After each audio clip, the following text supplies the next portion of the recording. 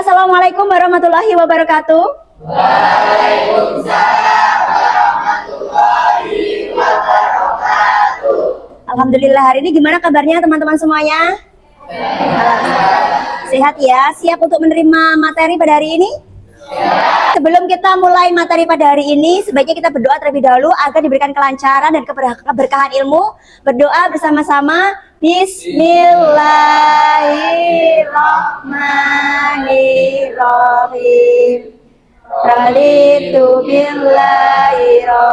Oke, sebelumnya saya absen terlebih dahulu ya. Nanti yang saya panggil silakan angkat tangan. Sally Andriani. Nah, sebenarnya apa sih tujuan pembelajaran kita pada hari ini adalah untuk memilih strategi terbaik dengan menggunakan metode keputusan strategis dan berdasarkan prinsip syariah. Bisa difahami teman-teman? Bisa. Baik, hari ini materinya adalah pengambilan keputusan strategi, gitu ya. Sebelumnya kita review dulu materi yang minggu kemarin. Masih ingat teman-teman minggu kemarin kita belajar tentang apa? Iya, tentang apa? CRM. Oke, masih ingat nggak CRM itu apa? Ada yang mau menyampaikan pendapatnya? Baik, apa itu CRM? Jadi CRM itu adalah kepanjangannya itu Customer Relationship Management, yang artinya adalah suatu metode atau strategi yang digunakan dalam suatu perusahaan untuk mengelola hubungan dengan pelanggan. Seperti itu, terima kasih. Oke, tepuk tangan buat Mbak Birbina. Jadi memang CRM itu adalah salah satu metode yang digunakan oleh perusahaan untuk mengelola hubungan dengan pelanggan ya. Tujuannya apa sih? Yaitu untuk meningkatkan kepuasan dan juga loyalitas pelanggan, yang kemudian bisa menyebabkan pelanggan bisa melakukan pembelian ulang. Nah, apa ada kaitannya dengan pengambilan keputusan strategi? Ada banget.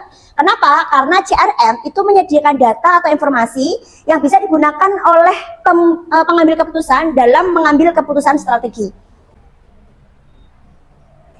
Apa sih yang akan kita pelajari di dalam materi ini? Yaitu terkait masalah analisis data, evaluasi, pilihan strategi terbaik untuk kemaslahatan dan keberlanjutan. Di sini ada ilustrasi, ada seorang laki-laki yang berada di persimpangan jalan. Anda pernah di persimpangan jalan, teman-teman? Pernah. Bingung memutuskan antara A sama B gitu ya. Saya ambil contoh misalkan yang paling sering terjadi dengan kita semuanya, nggak cuma Anda. Contoh misalkan, di dalam dompet kita saldonya tinggal 50.000. Tapi ada aja keperluan yang mendadak. Tiba-tiba temennya undang nikah, Anda harus becek ya kan? Kemudian yang kedua, adiknya minta dibeliin jajan. Atau bestinya datang yang dari jauh ngajak nongkrong. Nah, kita kan bingung ya, dari uang 50.000 ini kita harus gunakan untuk yang mana dulu? Makanya kenapa perlu adanya analisis strategi agar keputusan kita itu paling efektif. Kenapa? Karena sumber daya yang terbatas dihadapkan pada pilihan yang banyak tadi. Menurut perspektif manajemen strategi, keputusan yang baik itu harus efektif, efisien, dan berkelanjutan. Kemudian tidak boleh melanggar etika ataupun prinsip-prinsip syariah jika nilai-nilai yang dianut oleh perusahaan adalah nilai-nilai Islam, gitu ya. Contohnya di sini adalah keadilan, kemanfaatan, kejujuran, amanah, dan juga musyawarah. Artinya di sini pengambil keputusan itu harus berlaku moderat.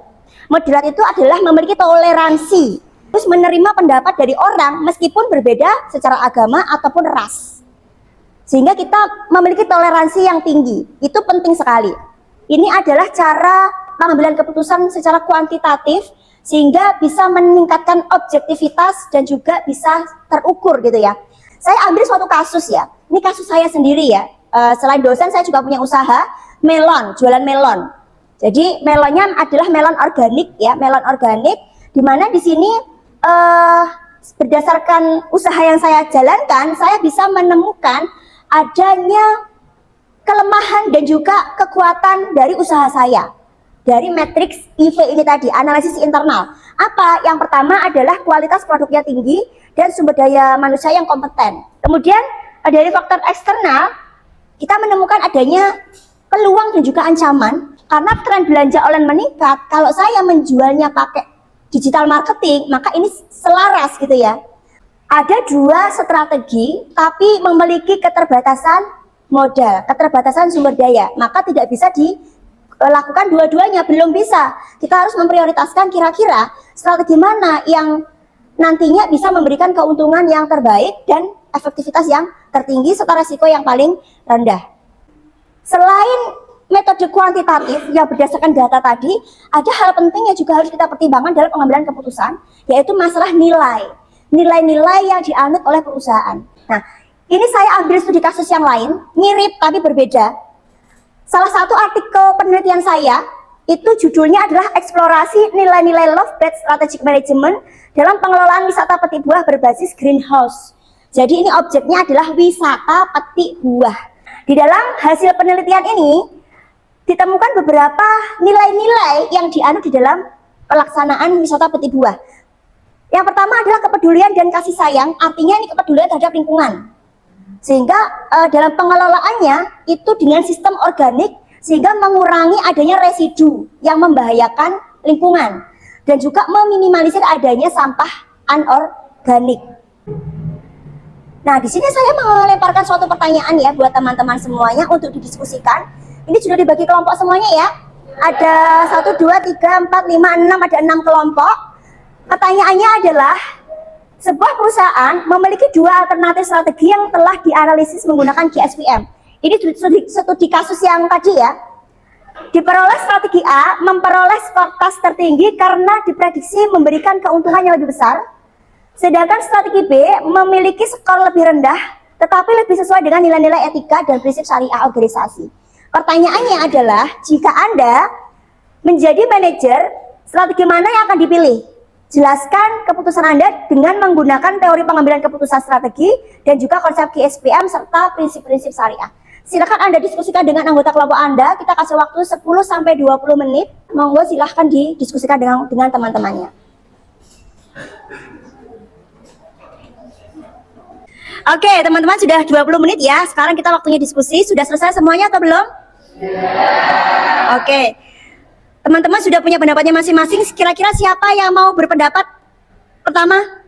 Silakan. Dari kelompok berapa? Dari kelompok 3. Oke, silakan. Namanya siapa, Mas? Nama saya Ahmad Junaidi Mustafa. Ya, silakan disampaikan. Baik Ibu, saya izin menjawab. Saya setuju dengan strategi A bahwa hasil KSPM itu harus dapat menjadi pertimbangan utama selama strategi A tersebut tidak mengandung unsur yang secara jelas bertentangan dengan syariah. Maka seharusnya hasil KSPM dapat menjadi dasar utama dalam pengambilan keputusan. Oke, tepuk tangan dong buat Mas Juna. Ya, Mas Juna tadi berpendapat memilih strategi A karena memiliki potensi keuntungan yang lebih besar. Itu ya Mas Juna ya. Kira-kira ada nggak yang berbeda pendapat? Boleh angkat tangan? Oh baik, dari kelompok berapa? Dari kelompok 1. Oke, silakan. Saya setuju dengan pendapat yang disampaikan Mas Juna tadi, tetapi saya tidak setuju kalau GSPM itu harus menjadi pertimbangan utama. Alasannya GSPM itu tidak bisa mengukur seluruh aspek yang relevan seperti reputasi jangka panjang dan juga kepercayaan pelanggan. Terima kasih Mbak. Siapa namanya? Libya. Mbak Libya dari kelompok 1. Tepuk tangan buat kelompok 1. Nah, tadi ada 2 pendapat ya. Dari kelompok 3 itu menyebutkan mengambil strategi A dan dari kelompok B menyebutkan dari strategi kelompok 1 dari strategi B. Jadi ada 2 pendapat. Nah, jadi saya bisa menengahi dari perbedaan pendapat tersebut. Kita bisa lihat di sini ya. Apakah tujuan organisasi itu adalah memilih strategi yang paling menguntungkan atau memilih strategi yang paling sesuai dengan nilai yang dianut oleh organisasi?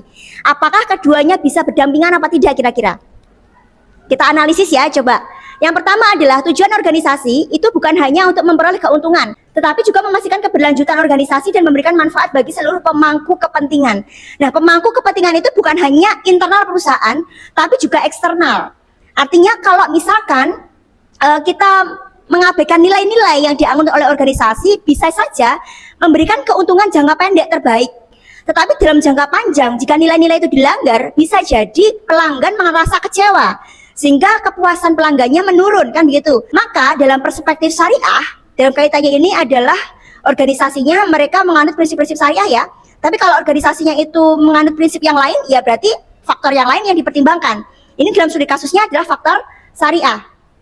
Keuntungan diperbolehkan bahkan dianjurkan, tetapi harus diperoleh melalui cara yang halal yang tidak bertentangan dengan prinsip syariah, yaitu kejujuran, tanggung jawab, keadilan dan juga kemanfaatan, gitu kan.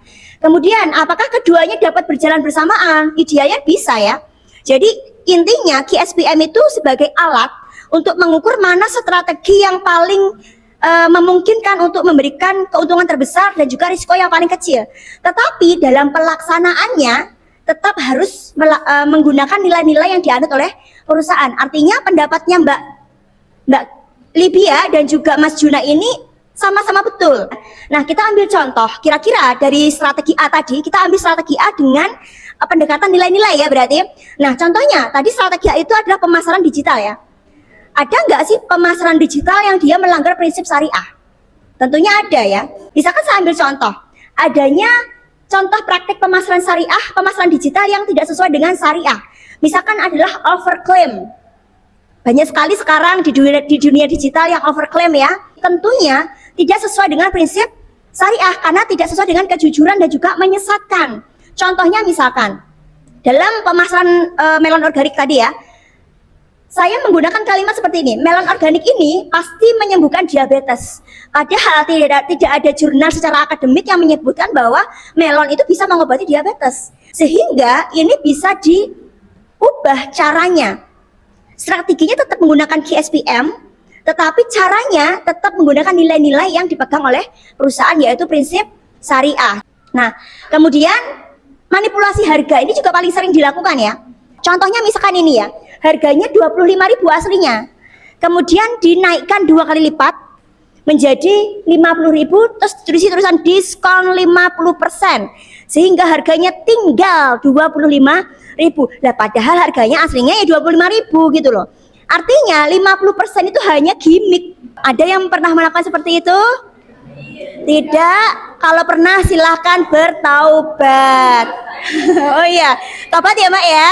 Iya, cari duit yang berkah. Kalau kita melanggar prinsip syariah, mungkin memang keuntungannya banyak, tapi apakah ada keberkahan di dalamnya? Belum tentu. Dari rangkaian pembelajaran kita hari ini, ada yang bisa teman-teman refleksikan atau apa sih yang teman-teman bisa tangkap dari semua hal yang kita pelajari pada hari ini? Ada yang mau menceritakan? Bisa angkat tangan? Oke, terkait penjelasan yang sudah Ibu jelaskan tadi, metode pengambilan keputusan strategik, itu saya menangkap bahwa pengambilan keputusan strategi itu tidak hanya berpaku pada subjektivitas dan juga tidak hanya pada intuisi pemilik usaha. Jadi dari pemaparan materi yang Ibu sampaikan tadi, saya menangkap beberapa poin penting, yaitu yang pertama, metode pengambilan keputusan berdasarkan KSPM itu tidak hanya menggunakan data kuantitatif sebagai bahan pengukuran, tapi kita juga bisa menggunakan aspek-aspek lain seperti aspek sosial dan prinsip syariah. Ya, baik, tepuk tangan buat Mbak Amel dengan Mas Salman ya. Oke, nah berarti tadi sudah disampaikan dari Mbak Amel dan Mas Salman. Mari kita bersama-sama merefleksi ulang. Kira-kira apa sih yang kita bisa dapatkan dari pembelajaran ini? Untuk pengambilan keputusan berarti kita membutuhkan yang namanya apa? Oke, yang kedua adalah? Yang ketiga? Dan yang paling penting adalah? Sebelumnya ada yang mau bertanya? Tidak ada, sudah cukup jelas ya. Bagi teman-teman yang mungkin kurang jelas atas penjelasan saya, bisa dilihat di video pembelajaran yang sudah saya upload di YouTube. Ya, ini ya, nanti linknya bisa saya masukkan ke grup kelas. Anda bisa pelajari. Kalau mungkin misalkan ada hal-hal yang belum bisa Anda pahami, Anda tinggal putar berulang-ulang gitu ya, sampai Anda bisa memahami materi yang sudah saya jelaskan tadi. Keputusan strategi tidak hanya ditentukan oleh data yang tersedia, tetapi juga oleh nilai yang diyakini oleh pengambil keputusan. Data menentukan apa yang mungkin dilakukan, sedangkan nilai menentukan apa yang seharusnya dilakukan. Baik, materinya habis. Sebelum kita akhiri, kita baca hamdalah dulu bersama-sama agar yang kita pelajari bisa membawa keberkahan ya. Mari bersama-sama. Alhamdulillahirabbil alamin. Baik, cukup sekian yang bisa saya sampaikan. Terima kasih atas perhatiannya. Saya Bu Ayu pamit undur diri karena kalau maju saingannya adalah teman sendiri. Sekian dari saya. Terima kasih. Assalamualaikum warahmatullahi wabarakatuh.